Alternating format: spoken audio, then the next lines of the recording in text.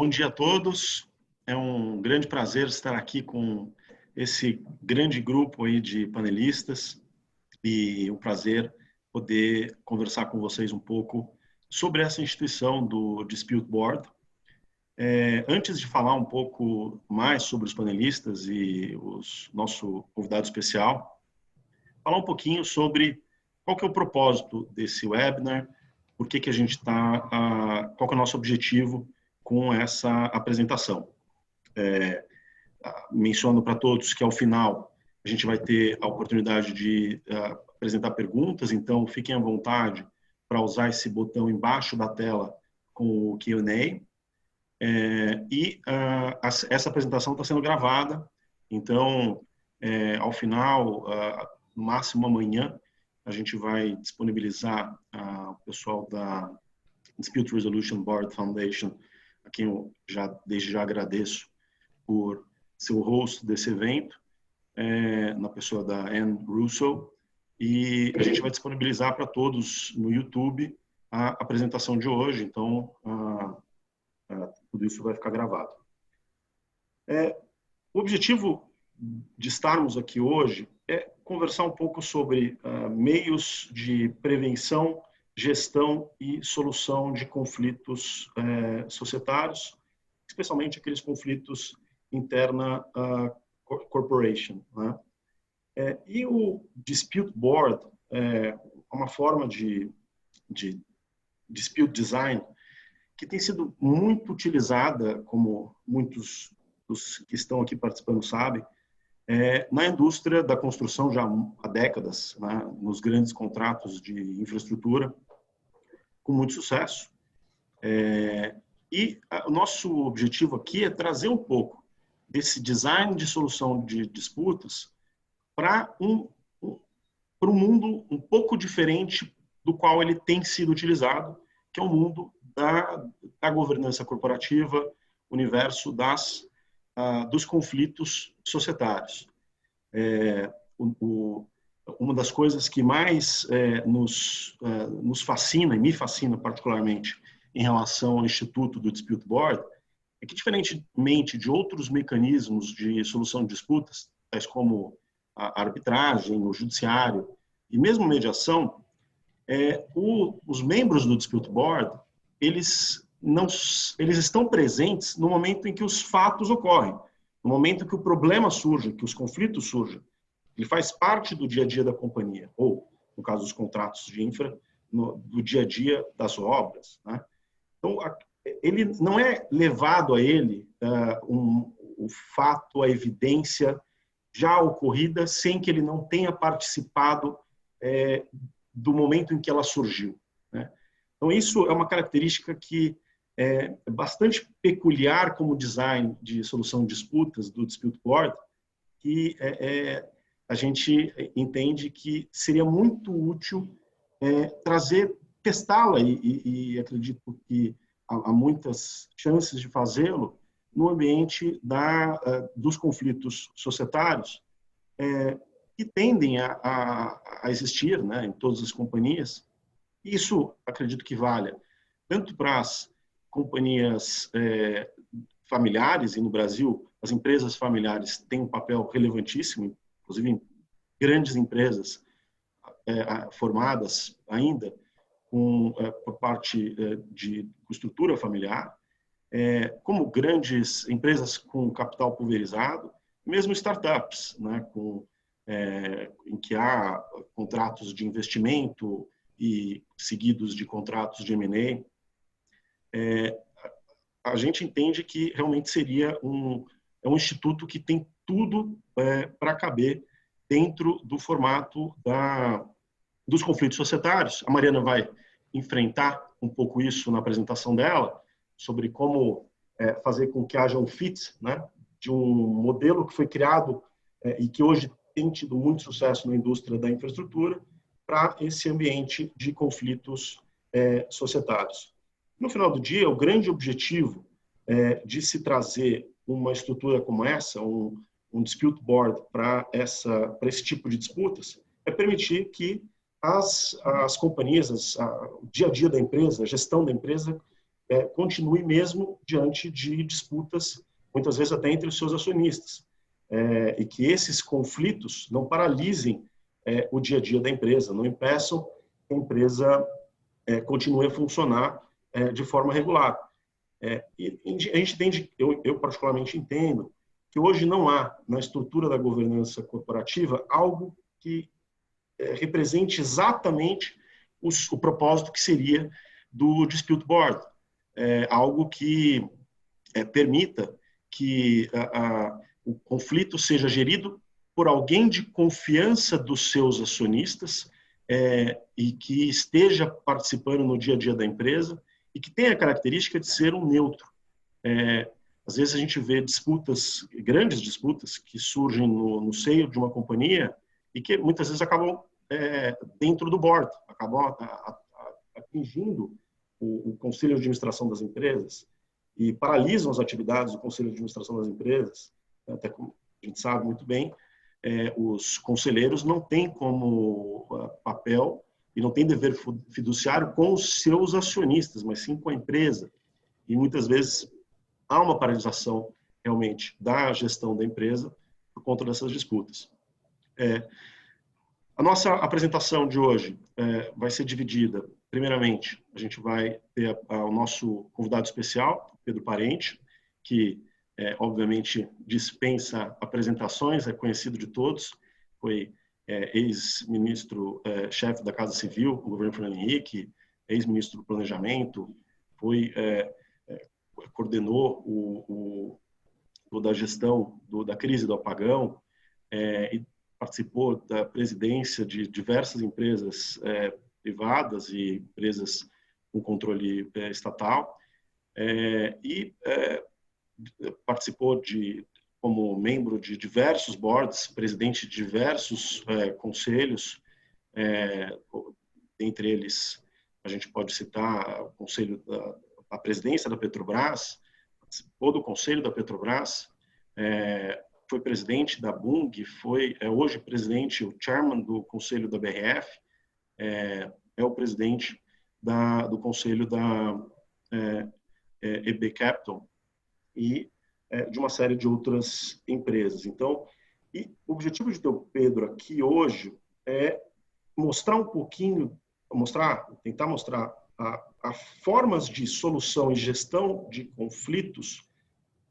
dentro das empresas a partir de quem hoje as enfrenta, né? Poucos executivos têm a experiência do Pedro em lidar com situações difíceis e conflitos dentro das empresas. E o objetivo aqui, nós, advogados, eu, a Mariana, o Augusto, ouvir e aprender com a experiência de quem está lá hoje enfrentando essas disputas, conduzindo as empresas e enfrentando conflitos que normalmente surgem, né, dentro dessas empresas, e ouvir um pouco como que o Pedro tem um pouco dessa experiência aí de décadas do Pedro em lidar com esses conflitos.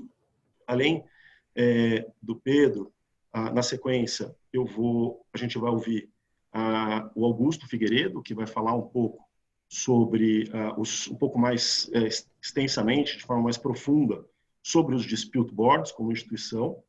E o Augusto, todos também conhecem, ele é diretor do Dispute Resolution Board Foundation para a América Latina, mestre em Direito pela Universidade de Paris e pela Sciences Po, sócio da Augusto Barros de Figueiredo Advogados e sócio da SWOT Global Consulting.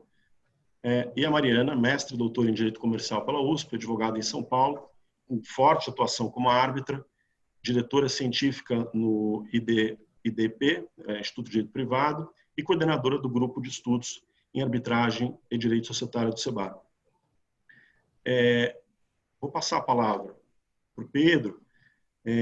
Depois da apresentação do Pedro, o Augusto vai falar um pouquinho sobre os dispute boards e, por fim, a Mariana vai falar um pouco sobre como seria possível enfrentar as dificuldades e quais são as questões que certamente serão enfrentadas nas tentativas de fazer com que tornar o dispute board available e torná-lo possível para a solução, gestão desses conflitos societários. Enfim, passar a palavra para o Pedro.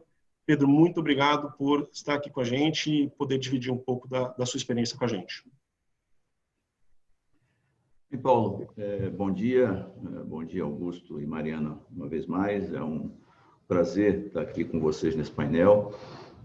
Vocês viram pela apresentação do Paulo que o único que é enxerido aqui sou eu. Não sou formado em Direito, não sou mestre e doutor, e estou aqui diante de pessoas que têm uma formação, uma experiência extraordinária nessa área, especialmente na questão das disputas num sentido mais amplo, né? Não apenas no campo judicial, mas também no campo administrativo e nessa figura que tem uma utilização crescente no Brasil, que é o campo das arbitragens, mediações, e agora com essa discussão super interessante dos dispute boards. Entendo que aqui a demanda é que eu possa falar um pouco sobre questões práticas ligadas às disputas dentro de empresas, e eu acho que essa discussão é super oportuna porque ela se insere nessa visão cada vez mais presente e cada vez mais necessária, cada vez mais exigida pelos investidores, pelos acionistas, especialmente de empresas abertas, que é todo o tema de ESG, onde o dia aqui vai para a governança, né? E, portanto, como você colocou, Paulo, é diretamente ligado, o que nós estamos conversando aqui hoje é diretamente ligado à governança e a essa visão mais ampla, mais moderna e mais ambiciosa de governança. Entendo que aqui o que se busca é realmente esse instrumento que possa resolver conflitos ou até mesmo prevenir conflitos que depois, de outra maneira, poderiam levar à mediação, à arbitragem ou disputas judiciais, trazendo um enorme prejuízo para as empresas e não apenas sob o ponto de vista reputacional, como muitas vezes acontece, mas também sob o ponto de vista de valor de mercado, prejuízo para os acionistas, enfim, não interessa a ninguém que se chegue nos limites em termos de disputas. Então, a primeira colocação para mim aqui é digamos assim, a satisfação de ver como este assunto está evoluindo e como está se incorporando mecanismos modernos, mecanismos inteligentes, tá certo? De menor custo, esse é um dado fundamental, tá certo? E que permite realmente que as empresas lidem bem com eventuais conflitos, até mesmo os evitando. Eu pretendo, dentro do tempo que vocês me alocaram, tratar de dividir em três partes. Uma parte é contar uma experiência prática que eu vivi numa empresa onde, de alguma maneira, utilizamos esse mecanismo de maneira informal, mas foi assim que foi criado, ou seja, uma pessoa da confiança das partes que estavam, eu não diria em conflito, mas em disputa, e que permitiu, ao final, realmente uma solução que foi digamos assim, de agrado das duas partes e evitou realmente um problema que podia ter gerado uma situação muito ruim para as empresas, ou para aquela empresa específica. Outra coisa outra parte que eu queria trazer para vocês, ainda dentro dessa visão prática, minha visão é estritamente prática, de o que eu vejo assim como condições necessárias ou adequadas para que se possa fazer uma boa mediação dentro desse contexto de uma mediação feita por alguém que está dentro do problema, que vive o problema, como o Paulo bem mencionou. Para mim, tem certas características aqui que são muito importantes e que eu gostaria de trazer dentro dessa visão prática, uma vez mais, para uma conversa entre nós. E a terceira parte, eu quero também trazer para vocês essa experiência nova que eu estou vivendo, que eu acho que se enquadra perfeitamente aqui dentro digamos assim, da etapa preventiva de resolução ou de questões ligadas a disputas, que é esse comitê de nomeação que a Vale criou e que eu tenho a honra de participar, aliás, convidado a ser o coordenador desse comitê, num momento extremamente relevante para a empresa, onde a empresa deixa de ter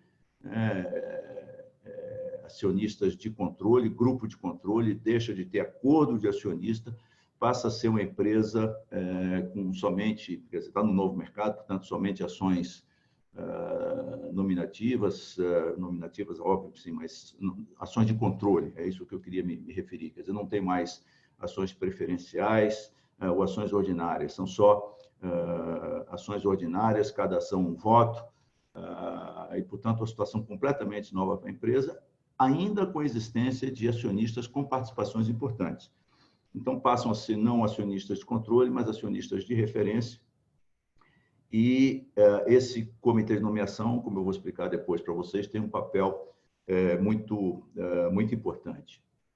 Então, indo para a primeira parte, conforme eu propus a vocês, nós vivemos uma situação numa empresa, de mídia, de marketing, uma grande empresa que posteriormente foi comprada por um grupo americano. Estava na intenção dos acionistas fazer um movimento de mudança do capital, seja por um IPO, ou seja por uma venda para um estratégico. E essa empresa, então, constituiu um conselho. Ela já tinha o grupo controlador, mas tinha mais 2 acionistas que eram fundos de investimento, e me convidaram para ser presidente do conselho. Essa empresa, ela era uma holding com diversas empresas operacionais, empresas uma vez mais, de marketing, de mídia, de publicidade, e para permitir esse processo que eles queriam fazer de fazer essa mudança na estrutura de capital, seja através de um IPO, seja pela venda a um estratégico, era necessário que eles pegassem os sócios dessas diversas empresas que eles controlavam e trouxessem os sócios para um nível superior, ou seja, eles deixariam de ser sócios das empresas que eles fundaram e passariam a ser sócios da holding, para permitir, então, que simplificasse o processo e alinhassem os interesses, porque quando você tem sócio, você é dono de várias empresas, você controla várias empresas e tem sócios nas empresas controladas, é comum a situação, isso gera muitas situações de conflitos de interesse,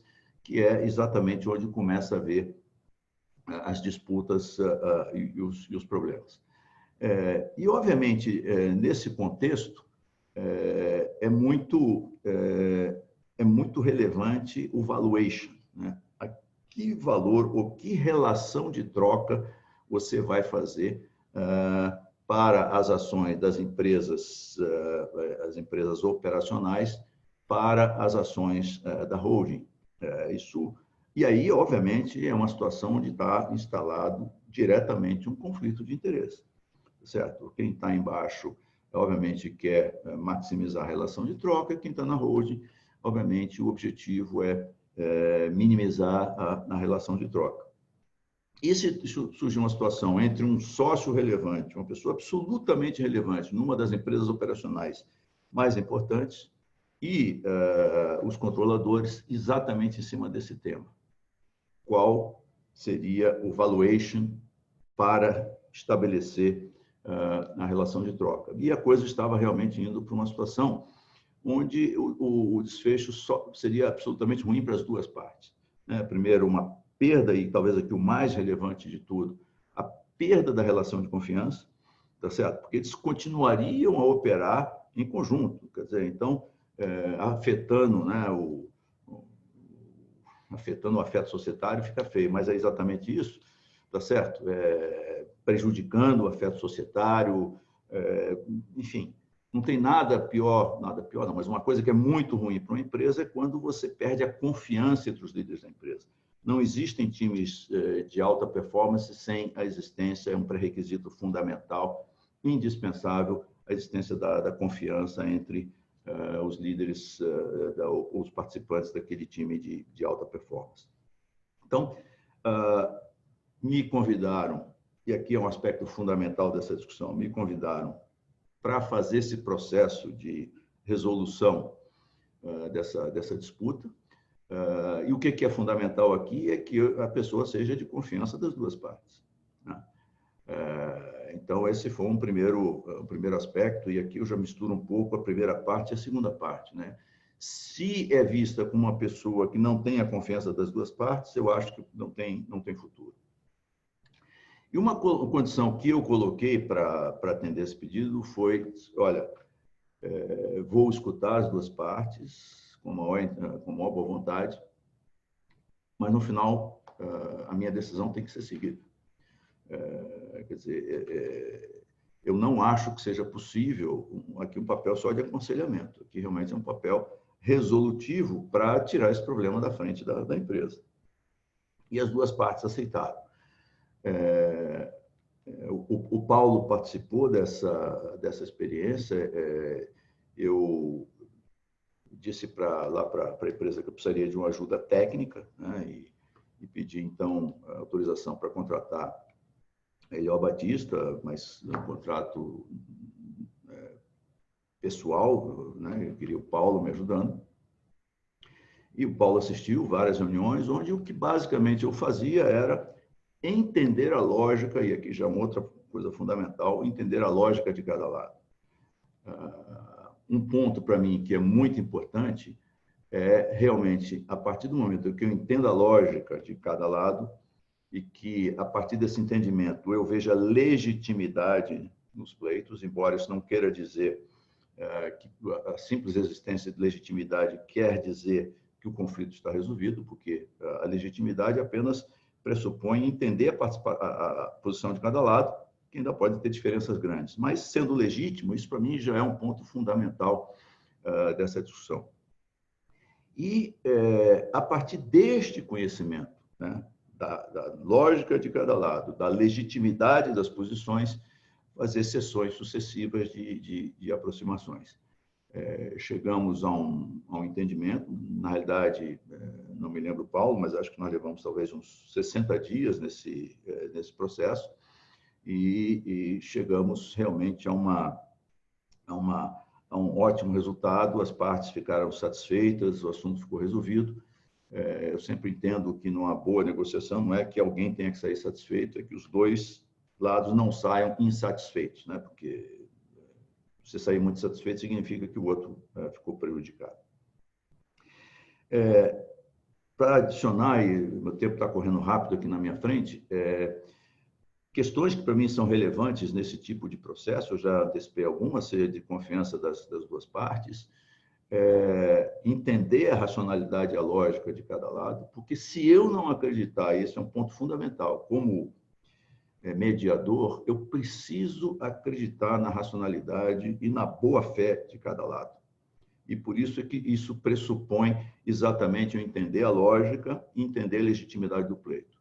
Se eu sentir que não há boa-fé de um dos lados e que esse quadro não pode ser modificado depois de uma conversa franca com esse lado, então eu realizo que é uma situação onde o trabalho corre um grande risco de não dar certo. Quer dizer, o pressuposto da boa-fé dos dois lados e, portanto, de entender a racionalidade desse lado e de entender, portanto, a legitimidade, para mim, é um ponto fundamental, um pré-requisito indispensável.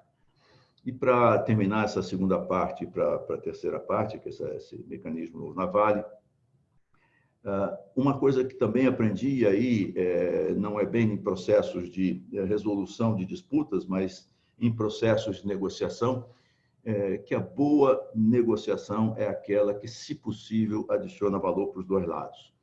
E adicionar valor para os dois lados nem sempre é uma coisa impossível, O que precisa é realmente um exercício de criatividade e de persistência, de explorar alternativas, de encontrar alternativas que muitas vezes não estejam sobre a mesa, para que a gente possa encontrar essa solução que adiciona valor para os dois lados. Para mim, também é um aspecto importante deste processo, né, de resolução de disputas por mecanismos, digamos assim, menos onerosos, menos custosos, sob todos os pontos de vista para as empresas. Indo para a minha terceira parte, falar um pouquinho desse mecanismo que a Vale criou. Como eu disse, a Vale está num momento muito importante, nada que eu vou dizer aqui eu estaria impedido de dizer, é tudo público, portanto, obviamente não vou dar detalhe nenhum das conversas, mas falando desse mecanismo, a Vale vem de um processo de acordos de acionistas, enfim, desde a privatização, um processo assim de organização societária bastante trabalhosa, até que, por último, foi dado esse passo que, por todas as razões, a gente tem que considerar que digamos assim, o passo final nessa reforma da estrutura societária da Vale, que é acabar as holdings que controlavam a empresa, ir direto para o novo mercado, cada ação um voto, sem acordo de acionistas, portanto, sem controle definido, mas com acionistas ainda importantes, os chamados acionistas de referência. E um passo fundamental agora é exatamente a constituição deste novo conselho, que vai ser eleito em abril do ano que vem, para essa nova empresa.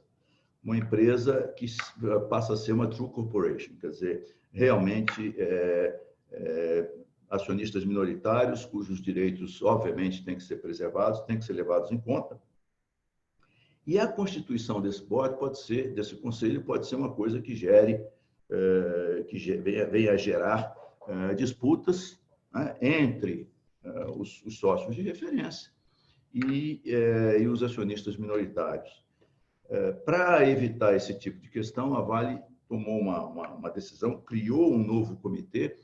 O que é interessante, a característica desse comitê, o que é mais interessante é que ele é formado por maioria de independentes, não de conselheiros independentes, mas de pessoas independentes em relação ao conselho, que é uma coisa muito interessante, tá certo? Então, é um comitê formado por três membros, 2 com esta independência, ou seja, não são conselheiros, e um detalhe adicional, não podem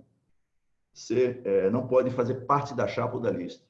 Então, tanto eu quanto o Alexandre Silva, que somos os independentes, isso foi até uma sugestão que nós fizemos, é dizer que nós não podemos entrar na lista, porque deixamos de ser independentes se a gente achar que a gente é considerável, a gente poderia ser considerado para fazer parte dessa lista. E o terceiro membro é um conselheiro, é o presidente do conselho, mas, para dar um exemplo de como é que está funcionando, nós estamos fazendo reunião com todos os atuais conselheiros, como vamos fazer reunião com os acionistas, onde o membro do comitê não independente, que é o presidente do conselho, ele não participa dessas reuniões. Essas reuniões são só com os independentes. E, obviamente, vai ter muita conversa sobre esse tema. Existe um hábito, né, que é natural, que os controladores antigos e agora atuais conselheiros, empresas acionistas de referência, eles indicavam diretamente conselheiros, e esta discussão é uma discussão que tem que se dar nesse campo preventivo da possibilidade de disputas, que é exatamente um dos grandes objetivos que a gente tem com a nossa conversa de hoje. Eu considero isso, digamos assim, uma instância, um mecanismo de governança extremamente avançado. Não sou especialista, digamos assim, um técnico aprofundado de governança, eu conheço governança por viver governança, não me lembro de ter visto em nenhuma outra empresa das quais eu participei, com certeza, a existência de um comitê com essas características. E um detalhe interessante, e para terminar, é que Este comitê ele não é permanente. Ele é formado somente no último ano do mandato dos conselheiros, trabalha neste último ano. Com a posse do novo conselho, esse comitê deixa de existir para ser reindicado no próximo ano pelo novo conselho, sem nenhum compromisso com os atuais membros independentes. Paulinho, 20 minutos. Encerro aqui minha apresentação, conforme a demanda, e, óbvio, ficarei muito feliz de participar da parte de perguntas e respostas. E eu já disse ao Paulo hoje que, para mim, não existe pergunta tabu. É claro que é fundamental que, enfim, isso goes without saying, ainda mais, enfim, tenho certeza que a plateia aqui, as pessoas que estão participando, assistindo, são todas de alto nível, tá certo? Portanto, as perguntas sempre serão colocadas da melhor maneira possível, mas podem perguntar o que quiser. Obrigado, Paulo. Obrigado a todos aí. Pedro, muitíssimo obrigado. Sempre pontual, pontualíssimo. E obrigado. Vou passar a palavra para o Augusto, mas desde já imagino que haverá muitas perguntas, Pedro. Obrigado, foi bastante esclarecedora a sua fala. Augusto, por favor, you have the floor. Está no mudo. Agora sim. Bom dia a todos. Obrigado, Paulo. Pedro, foi ótima a sua apresentação, óbvio, não esperávamos menos, né? E você levantou muitos pontos que realmente casam na apresentação de uma forma muitíssimo interessante e tornou a minha vida muito mais fácil agora para apresentar o meu tema. Eu procurei tomar nota de alguns e vou inserir com o meu desafio de falar um pouco da história, né, dos DBs, a parte estrutural, para possibilitar que o tema case, né, para que a Mari explore, né, com maestria o lado societário dele. É interessante pensar, você mencionou a questão da negociação, né? Quer dizer, nós estamos aqui, a importância da negociação nessa, para enfrentar os problemas, não só das empresas e em todos os ramos do direito, né? Esse exercício que nós estamos fazendo aqui pelos métodos extrajudiciais é sempre um exercício de embalar a negociação sob diferentes técnicas, né? Quando nós olhamos todos os métodos, tanto a arbitragem, a mediação, o DB, outras formas, né, de advocacia colaborativa e tantos outros, não são nada mais, nada menos do que uma sistematização de formas de negociação que se tornam mais aptas a um tipo ou outro de disputas ou se adequam aos diferentes terrenos, né? E o DB, com o DB acontece exatamente assim. Só que com uma beleza a mais, porque realmente os dispute boards são, no fato, o único método, é um método híbrido de fato, ele traz elementos de todos os demais métodos sistematizados que nós temos, e com a grande vantagem dele acontecer em tempo real.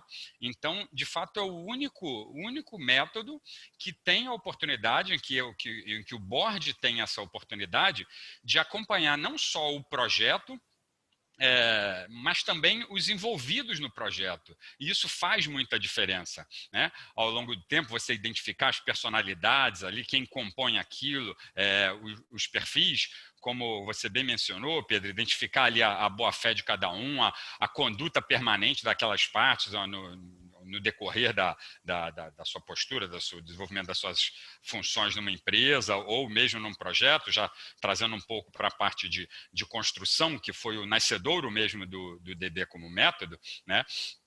Isso é fundamental, e essa é uma grande beleza dos DBs que nós vamos ver um pouco aqui, chegando na estruturação deles, né? Como nasceram os dispute boards? Os DBs nasceram nos Estados Unidos no final da década de 60, 69, por aí nós tivemos a construção de uma represa, a Boundary Dam, no estado de Washington, em que em um dado momento começaram a surgir os problemas e teve a ideia de se convocar 3 engenheiros, 3 técnicos naquele problema para assessorar as partes a achar uma solução. E eles trabalharam, deram uma recomendação, Aquilo funcionou muito bem, e eles que tinham sido chamados para uma atuação mais pontual permaneceram trabalhando no projeto, e foi realmente um sucesso. Depois, em 75, na construção do túnel Eisenhower, no Colorado, foi o reporte, aí, o relato do primeiro DB oficial, digamos assim, né? A coisa foi andando, o Banco Mundial achou aquela iniciativa muito interessante, começou a ver as vantagens daquilo em termos de entrega, maior entrega das obras no prazo, manutenção de orçamento, quer dizer, a solução para os projetos, para que aquilo não fosse interrompido, porque, na verdade, nós pensando no racional da obra, tudo que não se quer é que uma obra seja interrompida, né? Problemas a gente resolve. O importante é que a obra siga, seja entregue, e depois a gente discute no que tiver que ser discutido, né? Então, com esse racional, o Banco Mundial comprou a ideia e a ideia começou a se espalhar, né? A Dispute Resolution Body Foundation teve um papel fundamental no fomento às boas práticas, e que é um pouco também que nós estamos fazendo aqui, né? Pensar nas boas práticas para que a ferramenta não só evolua, mas que também não se desvirtue. E os DBs chegam no Brasil no contrato da linha 4 do metrô. Também nos Jogos Olímpicos nós tivemos iniciativa, em vários outros casos, a coisa vai ganhando terreno. Nós tivemos o PL na cidade de São Paulo, não só o PL, na verdade, a primeira lei sobre DB, a lei municipal da cidade de São Paulo. Temos 2 PLs tramitando no Congresso.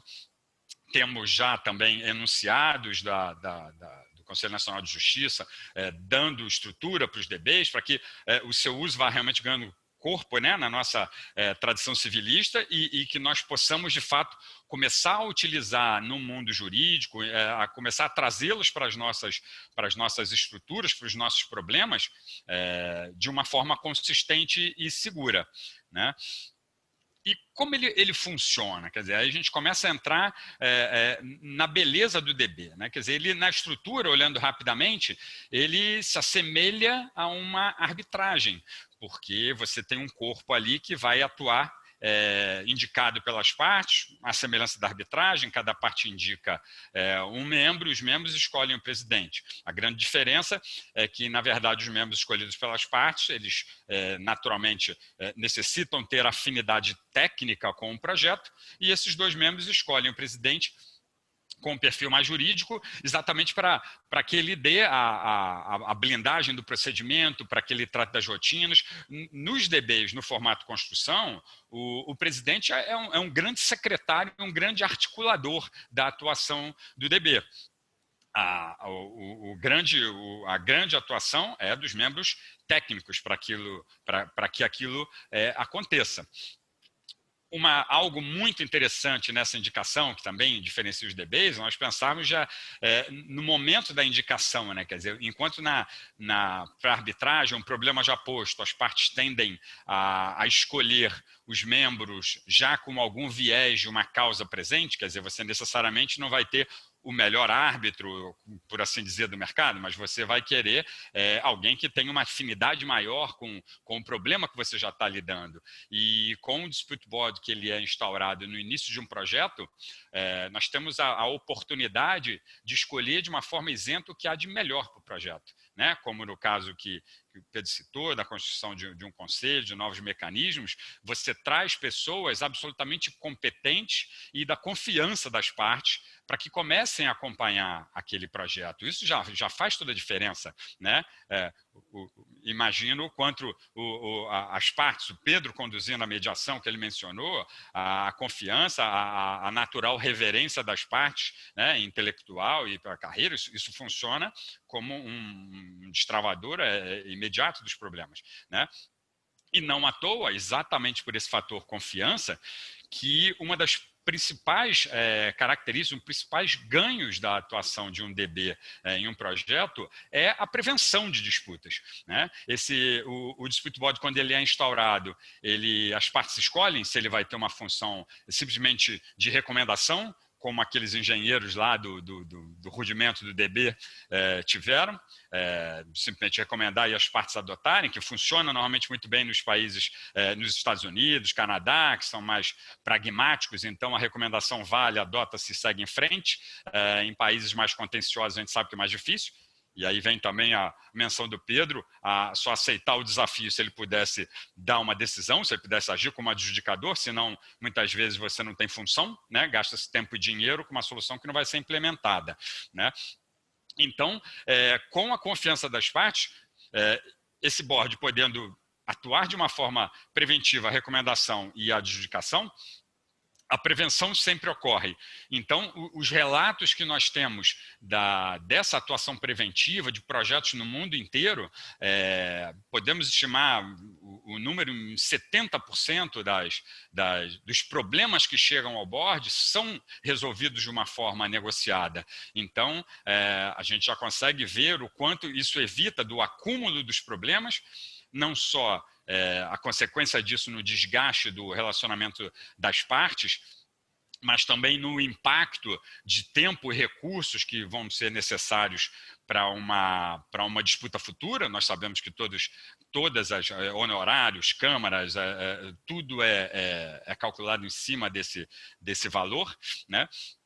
Então, nós poder utilizar essa prevenção como para exterminar o acúmulo desses problemas é algo de extremo valor, e que nós temos e que o DB ele tem a contribuir para todos os projetos, né?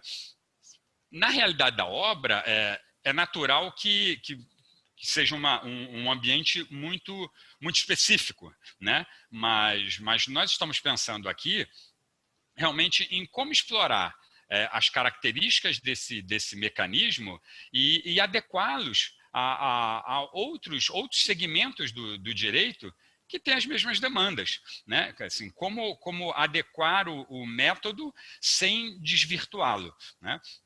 Claro que os desafios do direito societário são uns, como nós já vimos. O Pedro mencionou a questão da instauração do DB, que esse DB não era permanente, né? Também nos contratos de construção, esse DB pode ser de dois tipos, ele pode ser permanente ou ele pode ser temporário. Para a realidade do contrato de obra em geral, é conveniente que ele seja permanente, porque ele realmente consegue acompanhar tudo aquilo ali, a execução do projeto.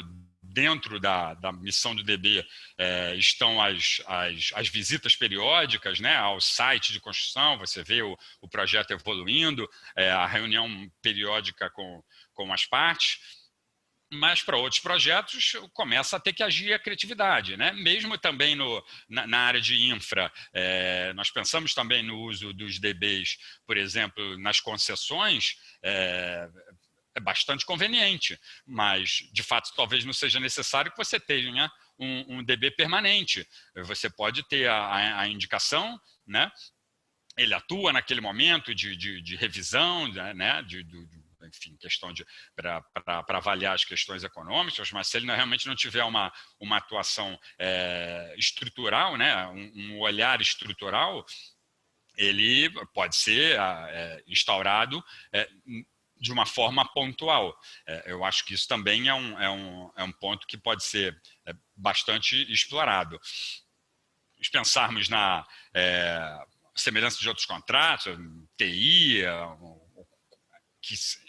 cuja estrutura se assemelhe nesse sentido, quer dizer, cujos projetos, cujos contratos demandem uma manutenção do relacionamento também, como mencionado pelo Pedro, que é algo tão nocivo, quer dizer, a possibilidade de você ter o DB atuando como um articulador dessa manutenção do relacionamento, do bom aprovisionamento dos recursos. Em qualquer caso que nós tenhamos a possibilidade de contar com profissionais articulando essas conversas, certamente será muito bem-vindo.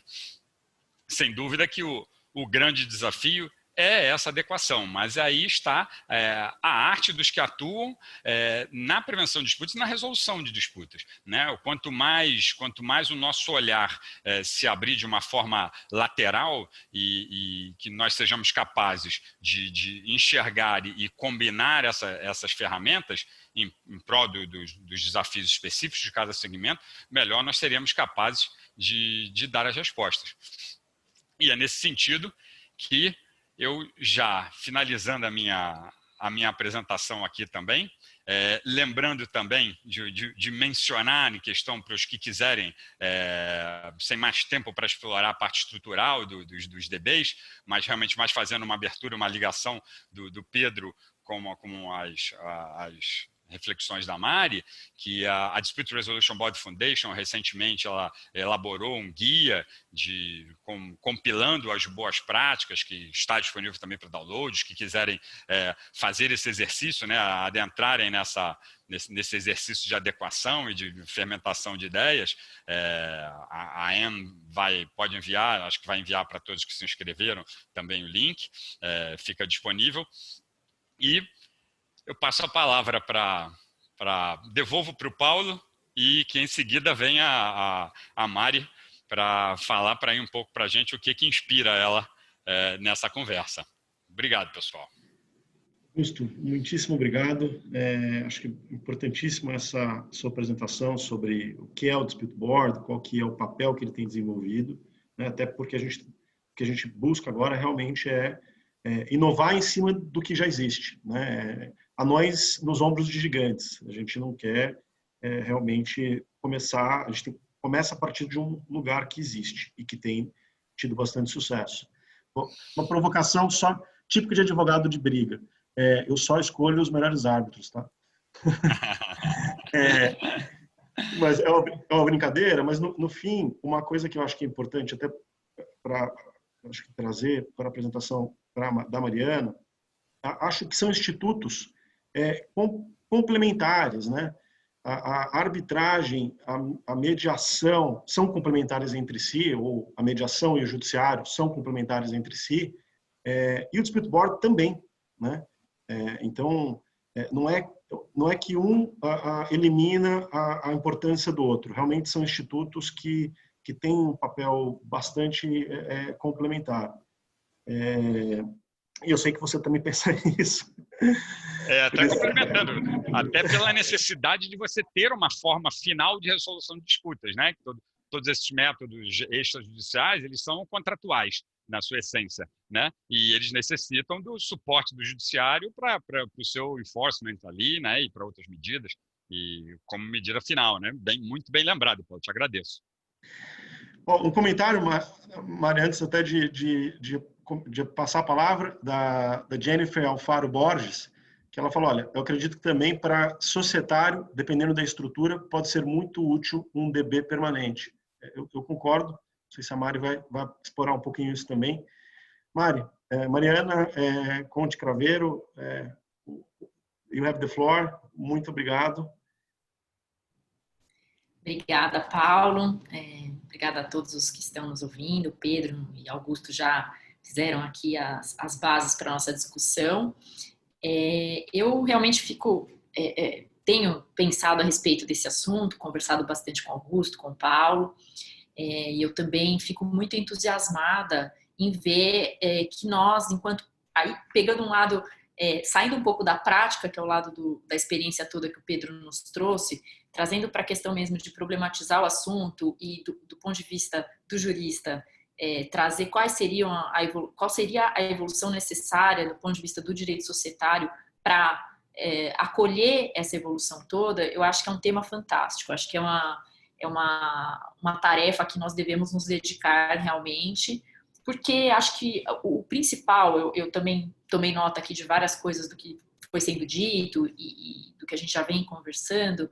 Eu acho que o principal é a necessidade de se buscar cada vez mais a pacificação, né? A estabilização das relações antes de um limiar insustentável de conflito. Acho que o conflito, as relações duradouras, todas elas, seja em âmbito familiar, seja em âmbito empresarial, tal, todas as relações duradouras, elas sofrem os testes naturais dos desgastes e são, sim, fundadas, precisam para sobreviver da confiança, mas isso, ao longo do tempo, realmente se mostra muito difícil de sustentar se não tivermos uma atenção, né, e a dedicação para certas milestones, para certas ferramentas, para certas medidas para que isso se perpetue. Então, assim, voltando um pouco, o que eu acho que a gente tem que pensar em primeiro lugar quando a gente fala em utilização desse tipo ou de outras ferramentas de solução de conflitos na arena societária. O que está em jogo, na grande maioria das vezes, é uma questão de poder, né? O Pedro trouxe os exemplos práticos de que isso é evidente. Então, muitas das discussões e muitas das dificuldades que nós temos em manter a sociedade fluindo e cumprindo o seu papel, desenvolvendo a sua atividade, é porque o poder necessariamente traz esse tipo de necessidade de ajuste, né? Quando você tem estruturas de controle, como ele mesmo colocou, a gente tem um direcionamento mais claro e não necessariamente melhor, mas foi o que a evolução dos tempos permitiu, e é com base nisso que até o nosso arcabouço legal, de decisões, etc., foi construído. Então, uma vez nós já tivemos a oportunidade de discutir esse assunto, eu e Augusto, e na ocasião eu salientei esse descolamento que a gente precisa ter hoje, em pleno século XXI, do modelo de sociedade anônima, e aqui pego a sociedade anônima como modelo para todos, sabendo que no Brasil elas são minoria, grande maioria, comparado com os outros tipos societários, mas eu acho que em nível de sofisticação vale a gente focar aqui hoje nessa questão das companhias, tanto companhias abertas como sociedades anônimas já com grau de sofisticação, né? E nesse grau de sofisticação, a evolução da estrutura de governança, a preocupação com essa governança tem sido cada vez mais frequente, consolidado. Essa preocupação com o ESG é da ordem do dia, então todo esforço nesse sentido é mais do que relevante. Mas o que eu gostaria de pontuar? Quando a sociedade anônima foi pensada, quando ela foi estruturada do ponto de vista estritamente legal, essa preocupação de pacificação interna de conflitos inexistia. Então, nós temos uma estrutura em que tem a deliberação dos sócios, a assembleia, tem um paralelo com o sistema político, então você tem um foro de discussão de quem, né, assembleia dos sócios para decidir grandes questões. Você tem a diretoria que vai executar as deliberações e as decisões, vai dar o rumo da sociedade, vai tomar as decisões administrativas. Em alguns casos, você tem conselho de administração justamente para dar as grandes diretrizes de gestão, né, que é um órgão deliberativo, e se instalado o conselho fiscal para fiscalizar.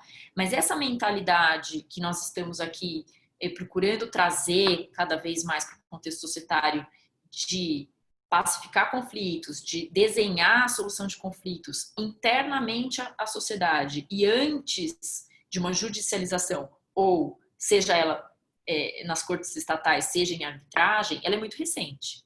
Né? Então, eu acho que o grande desafio, a grande beleza, e por isso que isso faz com que a gente tenha esse evento aqui de hoje e busca esse tipo de coisa, é sair um pouco do padrão, que é essa estrutura rígida das sociedades, para agregar com, eventualmente, um outro órgão, que seria um órgão de solução de disputas interno, que teria como papel como que funcionar de colchão para esses conflitos no seu nascedouro. Né? Em linhas gerais, eu acho que é essa a linha do que a gente está falando aqui. E nós temos algumas questões teóricas que se refletem nisso também, porque as competências desses órgãos são muito bem definidas na lei.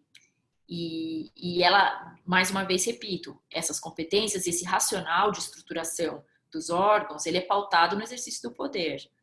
Então, aqui o que a gente está tendo de certa forma, uma disrupção, e o exemplo da Vale, que o Pedro trouxe, eu acho que é fundamental para mostrar que nós estamos construindo, talvez, nos próximos anos, uma outra forma de estruturar realmente as companhias, né? O poder tem que ser exercido, mas hoje há a consciência de que se você não agrega os vários grupos que são envolvidos. Não adianta você ser o acionista controlador, porque você vai sofrer um nível tal de pressão e talvez inúmeras medidas judiciais, etc., que ainda que você sustente que as suas decisões estão em linha com o interesse da companhia e tudo mais, se você não tem essa harmonização interna, você vai ter conflito sempre, né? A gente sabe a mentalidade que existe também, super contenciosa, de dificultar a gestão da companhia. Então, talvez tenha me estendido muito, mas o que eu quero dizer é que essas ferramentas internas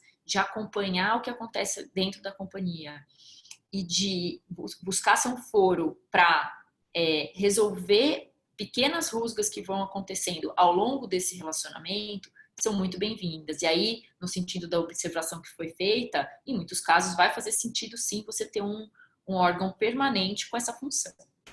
O que eu acho também extremamente importante do que já foi dito e trazendo para o contexto societário. Qual seria o escopo? Né? Porque, em linhas gerais, é isso que eu acabei de dizer, mas nós temos uma diferença muito grande em comparação com os contratos de construção, como o Augusto bem frisou. Nós temos em contratos de construção um projeto. Então, para aquele projeto, se diz o seguinte, o Dispute Board vai defender o projeto, vai defender a continuidade desse projeto e que ele chegue a bom termo e que tudo se resolva a despeito de eventuais conflitos das partes ao longo da sua execução. Transpondo isso para a sociedade, me parece ser muito mais complexo e amplo a gama de elementos que você teria que potencialmente vai trazer conflito. Então, você tem desde os direitos dos acionistas, o cumprimento do estatuto, a responsabilidade dos administradores, quer dizer, sendo algo muito amplo, eu também acho que dificulta um pouco a utilização dos dispute boards. Onde eu vejo que seja talvez mais fácil, se você tiver dispute boards nas sociedades com escopo específico. Então, por exemplo, o Dispute Board já se sabe que é uma sociedade que precisa de capital intenso, que vai ter várias rodadas de capitalização, que precisa de um acompanhamento desse tipo de questão. E aí você tem um Dispute Board para esse tipo de assunto dentro da sociedade, para avaliar realmente se a fixação do preço de emissão das ações está correto, quais são as ponderações das partes, tudo isso. Então, mais restrito, fica mais fácil você ter uma aderência, a meu ver. Ao passo que se você tem algo muito amplo, me parece que pode ter risco de você conflitar com as competências do próprio Conselho de Administração no que é o mérito das decisões administrativas e de business, né? E não atingir aquilo que se busca, que é não levar divergências a respeito de certas condutas para uma arbitragem ou para uma decisão judicial extra-companhia. Né? Então, eu acho que essa questão de escopo é importante se pensar. Um disclaimer aqui, tudo isso que a gente está dizendo é muito embrionário, né? A gente tem pouquíssimos registros, então é realmente oportunidade para a gente discutir e pensar. Outro ponto, talvez valesse a pena, em muitos casos, se prever no estatuto ou em sede de acordo de acionistas, a depender da estrutura da companhia, daquela relação entre sócios, não necessariamente qual é o escopo do Dispute Board, ou se há essa limitação a que eu me referi há pouco, mas talvez assim, olha, disputas envolvendo os acionistas e a companhia, ou disputas relacionadas a questões administrativas e tudo mais, serão objeto prévio de submissão ao DB. Como você falou, incluir na cláusula escalonada essa instância prévia interna, que seria o Dispute Board. Isso acho que também pode fazer sentido, se prever que esse método será usado, mas não necessariamente permanente e não necessariamente para todas e quaisquer questões. Acho que é importante dar um recorte, né? Porque me pergunto às vezes se a gente conseguiria convencer os acionistas de que, especialmente num ambiente ainda muito litigioso e muito conflituoso como é aqui no Brasil, de que as recomendações daquele board ou a decisão daquele board se afeta os seus direitos, a aderência a essa decisão. Né? Acho que uma questão de números e de chamar um neutro para decidir uma valuation é um ponto, mas quando a gente passa a falar de direitos difusos dos acionistas ou interpretação, que é dada a determinados direitos, eu acho que a gente encontra um pouco mais de dificuldade. Um outro ponto que eu acho que é importante a gente falar é com relação a justamente qual interesse é defendido na resolução do conflito. Porque quando a gente está numa arbitragem, você tem a parte requerente, muitas vezes contra a companhia ou entre os sócios e tudo mais. E quando você tem um órgão para resolver internamente, me parece que se é um órgão estatutário ou se é um órgão da companhia, é para defender a companhia. Então, esse tipo de alinhamento eu acho que também é necessário para questões de expectativa mesmo, de como esse órgão vai atuar e qual é o alcance das suas decisões, né? Outros pontos que eu acho também que a gente tem que pensar com relação à origem das sociedades, né? Eu penso que não são todas as sociedades que vão, a despeito de serem sofisticadas ou não, que vão ser ideais para a gente pensar uma estrutura dessa. Eu acho que mais interessante, ou talvez mais, além das companhias abertas que tenham um controle difuso, ou um controle, como foi dito, mais assim, com acionistas de referência, em que o jogo de poder está mais equilibrado, talvez as sociedades que derivam de aquisições, né, em que se baseiam, elas são originadas, aquela relação societária entre as partes é originada de um contrato de M&A, talvez seja muito interessante você ter um dispute board desde o início dessa aquisição, desde o momento de fechamento, para acompanhar a execução deste contrato e como isso se reflete na dinâmica societária.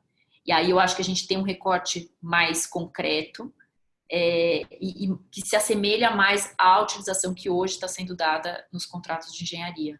Então, nos casos de sociedade em que houve aquisição e a permanência, eventualmente, de parte dos acionistas que já eram acionistas prévios, para dar concreção e para dar tranquilidade na execução do que foi contratado no SPA, desde o início, eu acho super válido. O mesmo se diga de acordos de acionistas também. Com a ressalva sempre de que a gente não pode tomar por garantido que todos os acordos de acionistas sejam firmados por todos os acionistas. A gente tem blocos, às vezes, de acionistas, e aí o dispute board seria relativo àquele bloco específico que quer ver a sua relação contratual acompanhada de perto para evitar esse tipo de questão. Eu também estou vendo aqui que meu tempo já acabou, mas acho que eu pincelei alguns desafios, talvez, que são muito ligados a essa ausência de previsão, né, desse tipo de preocupação, na verdade, na estrutura legal hoje que nós temos das sociedades e que exige realmente que a gente pense para implementar isso na prática até que, em determinado ponto, isso se torne uma realidade, como foi a conquista de se ter conselhos de administração ou de se ter a própria assembleia, né? Não esquecendo que lá na Companhia das Índias sequer a questão de voto era algo essencial. Então, a evolução vai trazendo, e eu acho que tudo que se pudesse fazer para realmente minimizar conflitos entre partes, entre membros de conselho, administração e acionistas, etc., que permitam a companhia conduzir sua atividade de maneira tranquila e sem percalços, é sempre válida, né? Com o cuidado de não retirar das partes, talvez, ou não sugerir algo, né? Sugerir que se está retirando das partes a possibilidade de sempre lutar pelos seus direitos, judicializar e qualquer coisa assim. Então, acho que seriam essas as minhas considerações. Acho que a gente teria espaço para conversar muito, mas o nosso objetivo aqui realmente é esse debate e essa apresentação das principais questões para que a gente tenha outros eventos para aprofundar cada um desses temas. Obrigada. Mari, muitíssimo obrigado. Tem uma informação trazida aqui pelo Paulo Carvalho de Nascimento Filho, e também menciona que a Petrobras implementa neste momento seu primeiro dispute board em contrato de construção e montagem. Agora, sobre o tema específico do dispute board em conflitos societários, uma provocação para você, Mari, que acho que depois pode se transformar até numa provocação para o Pedro também. Eu entendo muito, e essa dificuldade, a gente sempre até discutiu isso, sobre a questão do escopo, né? A importância de se definir muito bem o escopo.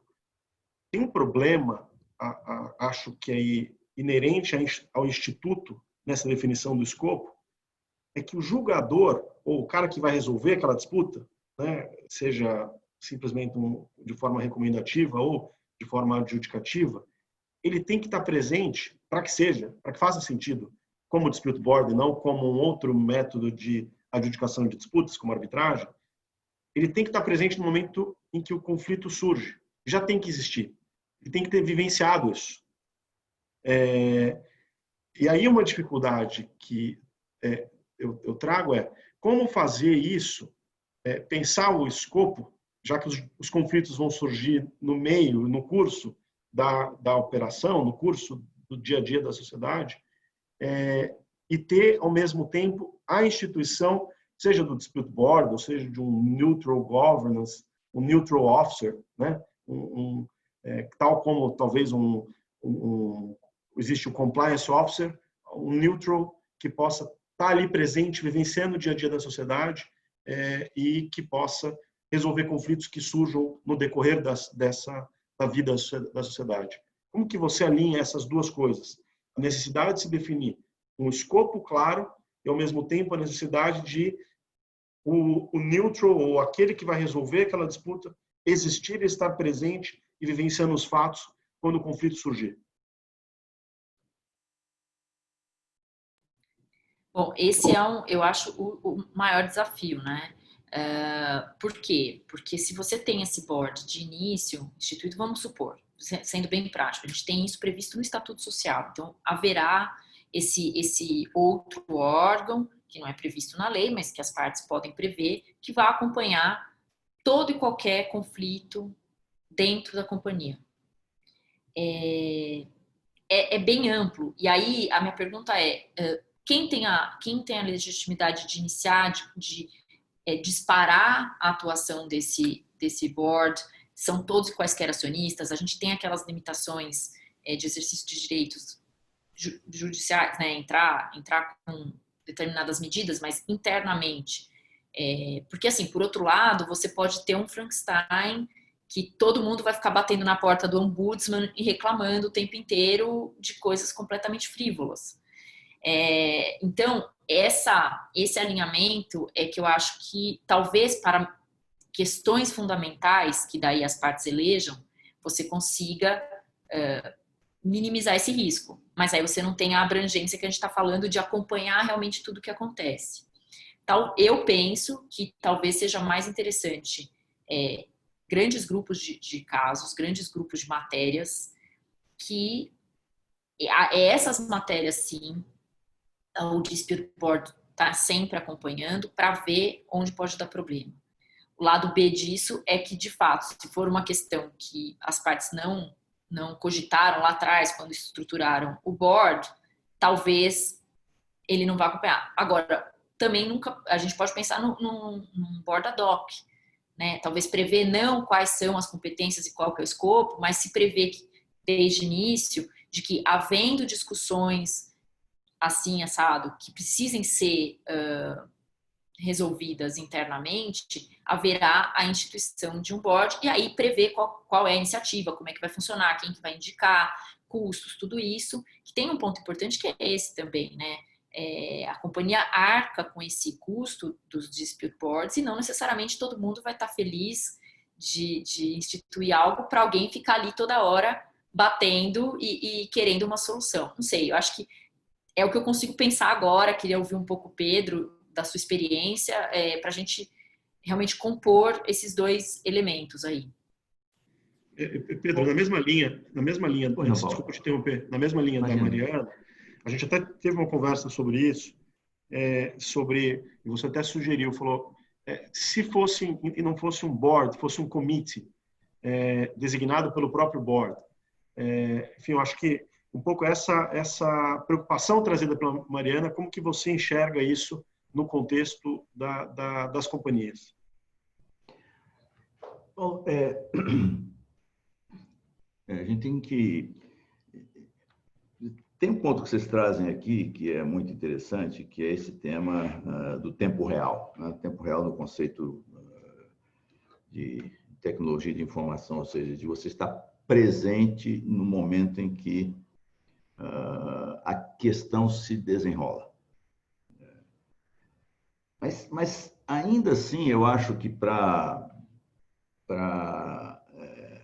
lidar com essa questão que foi colocada, tá certo? Tem muito a ver com que momento que, de fato, a gente precisa trazer esse board, esse commit para a ação, tá certo? É uma questão de você, quer dizer, na evolução desse instrumento, pelo menos é o que me parece, enfim, estamos aqui especulando, que exista um mindset dentro das empresas de dizer o seguinte: não vamos deixar um problema ou uma questão virar uma disputa. No momento em que se vislumbra, que se sente o cheiro de que aquilo pode virar um problema, aí neste momento você constitui um board específico para aquele escopo. É um pouco o tema aqui do mindset de digitalização, tá certo? O tema da digitalização hoje é muito mais uma questão de mindset, dizer o seguinte: hoje o mundo é digital, então eu tenho que estar sempre pensando nisso, tá certo? Para que eu possa ter a mais ampla utilização e o melhor resultado possível da digitalização para a sua organização. Então, aqui existe um tema de mindset, tá certo? O mindset é o seguinte: olha, vamos lembrar o melhor para a empresa é que a gente cuide dessas questões logo no estágio muito inicial, do que deixá-la alcançar um momento em que este mecanismo não possa mais ser utilizado. Então, para mim, o que eu penso é o seguinte: olha, existindo o mindset, eventualmente existindo no estatuto não a criação do Dispute Board, mas sim que a empresa fará uso do Dispute Board sempre que, e aí especifica não os escopos específicos, mas sim as situações específicas onde esse mecanismo tem, aí sim, de maneira obrigatória, tem que ser utilizado. É assim que eu vejo, porque... e aí é uma questão de mindset, assim, epa, isso aqui pode, lá na frente, né? É aquela velha história, né? Você que criou a cobra, você que cuide dela. Então, não deixe nem a cobra ser criada, né? Não cria cobra, tá certo? Deixa o assunto ser lidado quando ele ainda é um assunto em que o tema da confiança entre as partes ou da existência de desconfiança não esteja já estabelecido. Então, para mim, é uma questão do seguinte: olha, talvez a questão não seja estabelecer na partida os escopos, mas dizer que este mecanismo deve ser utilizado sempre que A, B, C, D e E. Um pouco a minha visão é essa. E talvez complementando, Pedro, acho que a dificuldade é definir quando há um impasse, né? Até uma participante colocou aqui no chat, mas é essa que é a dificuldade, assim. Quais são os impasses, o que a gente considera como situação de impasse tal que demande a instituição do Dispute Board para resolvê-lo, né? Eu acho que esse que é o limiar que a gente precisa trabalhar para dizer, tá bom, isso aqui de fato é algo que vai virar uma serpente, então vamos cortar logo. Acho que é por aí, né? É por aí, mas não é a existência do impasse, é a existência de um impasse potencial. Tá certo? De coisas que podem... e aqui eu trago sempre uma experiência que eu aprendi no tempo do apagão.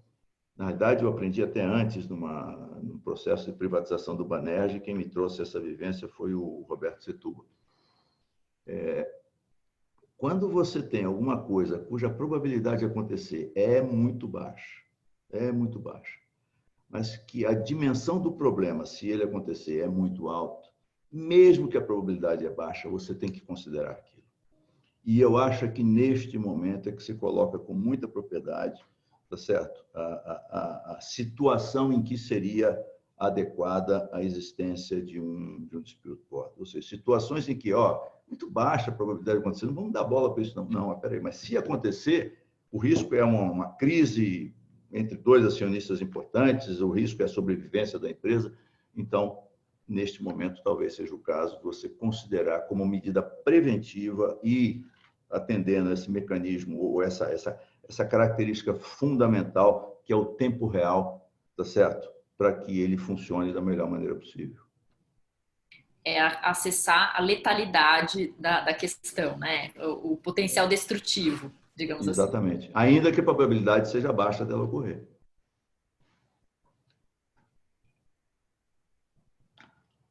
Augusto, eu até peço desculpas aqui que eu vi que você ficou de comentar aqui a questão do Paulo Carvalho.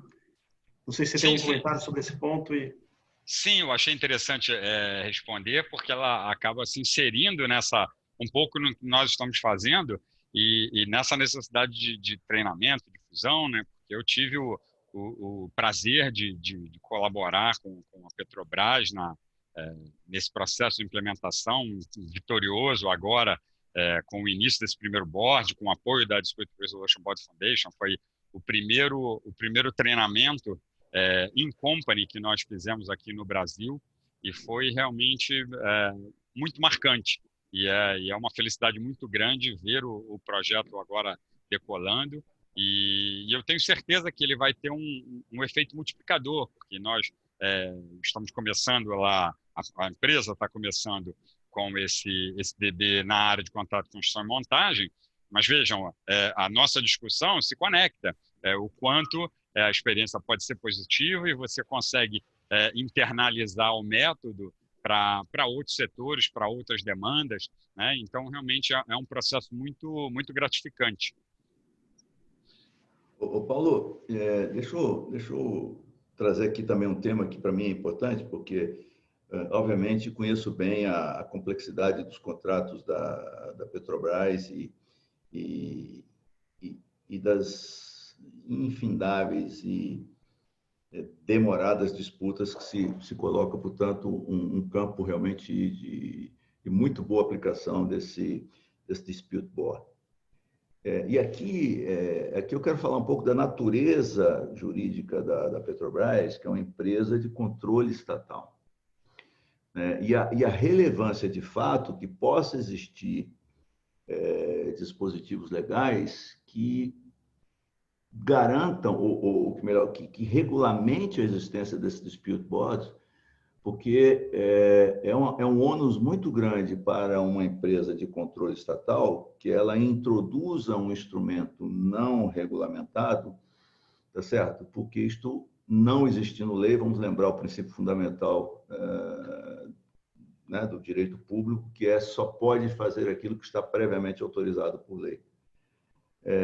Enfim, é óbvio que eu não sou especialista em direito, mas eu fui obrigado a conhecer isso pelos diversos cargos públicos que eu ocupei.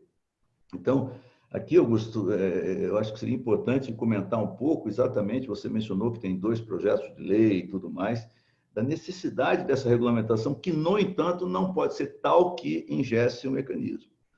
Tá? Que enfim, vocês falaram várias vezes aí da nossa tradição civilista, legalista, tá certo? Onde, enfim, e lembrando que o setor privado é o contrário, né? Você pode fazer tudo que não está proibido por lei. Então, talvez comentar um pouco isso, porque certamente é um campo muito fértil, muito necessário de uma possibilidade de um enorme resultado os contratos de empresas públicas como Petrobras, especialmente, né? Eletrobras, enfim. Sem dúvida, Pedro. O seu ponto é muitíssimo importante e essa tendência, né, essa necessidade que nós temos pelo nosso sistema jurídico de ter os permissivos legais é o que, de fato, vem movendo as iniciativas legislativas, né? Por sorte, os dispute boards eles já se inserem de uma forma muito clara dentro dos métodos extrajudiciais de solução de controvérsias, desde o advento da lei de arbitragem, as alterações posteriores, as leis que vieram, passaram a mencionar também não só o permissivo da arbitragem, mas arbitragem, mediação e outras formas de resolução de disputas, e a coisa vem evoluindo até o presente momento que os dispute boards já começam a ser nominalmente citados, tanto no projeto que está prosperando de mudança da Lei 8666, A lei de São Paulo a lei do município de São Paulo foi uma primeira iniciativa. As duas leis que estão em tramitação no Congresso também tratam de uma forma muito sucinta, muito direta, para que apenas se crie esse permissivo e não se amarre, né, a forma de atuação do DB.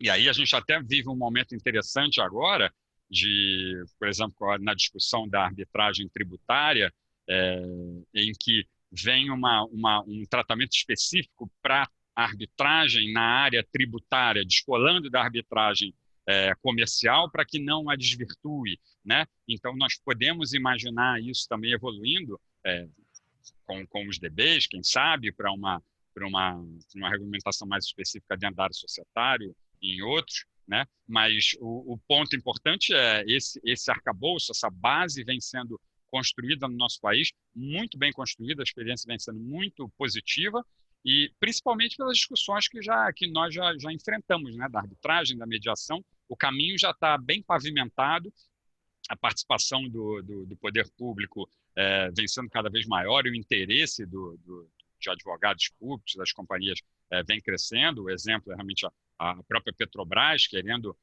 solicitando uma organização de um curso in company.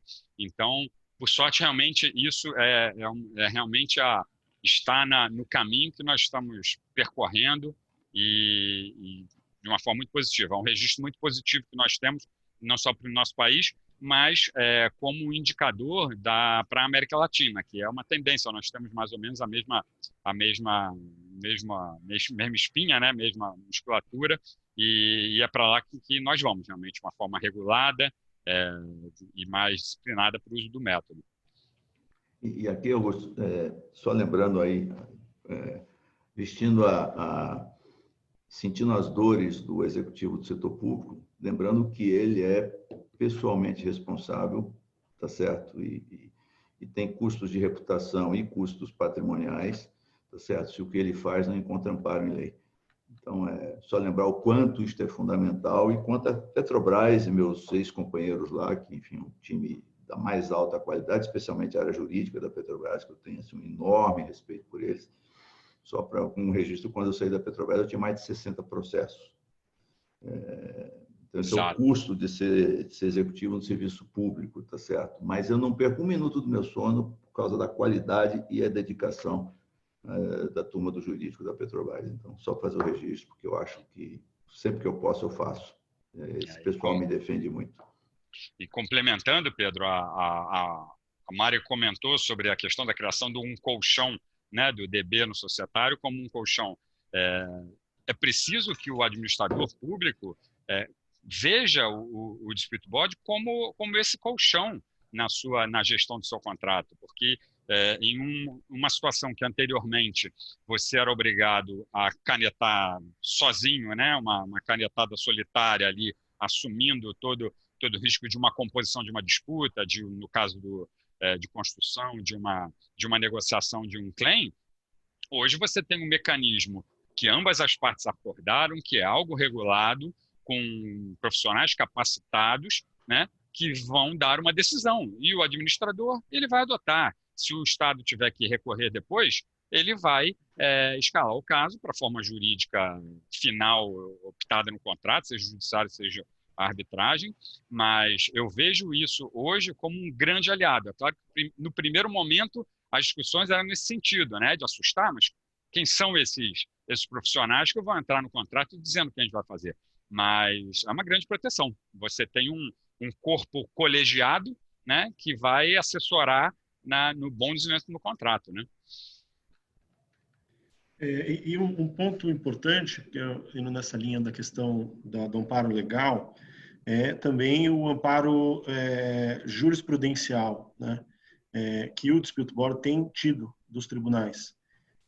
A gente sabe, o Dispute Board ele não vai suprimir totalmente a necessidade da arbitragem ou do judiciário se as partes assim o quiser, né? Se uma parte estiver desconfortável com a decisão e quiser levar isso, seja para o judiciário ou para a via, que a única via hoje legal que permite não ir para o judiciário, ou seja, e não não seguir ali o artigo 5º, inciso 35 da Constituição, é a arbitragem. Porém, o judiciário tem, e acho que é um pouco, talvez valesse a pena você comentar, Augusto, tem preservado as decisões dos dispute boards até que o judiciário ou a arbitragem digam o contrário. Então, isso me parece um amparo jurisprudencial bastante relevante, porque ele, inclusive, ele não só tem o papel de proteger o dia a dia do projeto, e nesse caso o projeto é a companhia que a gente está tratando, mas também impedir, muitas vezes, até uma guerra de liminares prévia à arbitragem. Então, porque a decisão dada pelo dispute board ela é vinculante, isso o judiciário tem amparado, até que venha a arbitragem e diga que não, ou que o judiciário, se não for arbitragem, diga que não.